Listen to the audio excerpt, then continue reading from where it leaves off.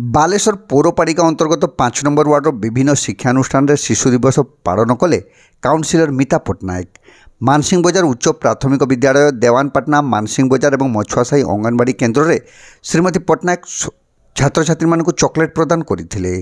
सेहीपरि पूर्वतन विधायक स्वरूप कुमार दास तांको कार्यकाल समय मानसिंह बजार विद्यालयर क्लासरूम निर्माण पई तांको पांठिरु 5 लाख टंका प्रदान करथिले। निर्माण संपूर्ण होइथिबारु शिशु दिवस अवसर में काउनसिलर श्रीमती पट्टनायक एहाको उद्घाटन करथिले। युवनेता तथा काउनसिलरक प्रतिनिधि ऋतिक जी कार्यक्रम को परिचालना करथिले।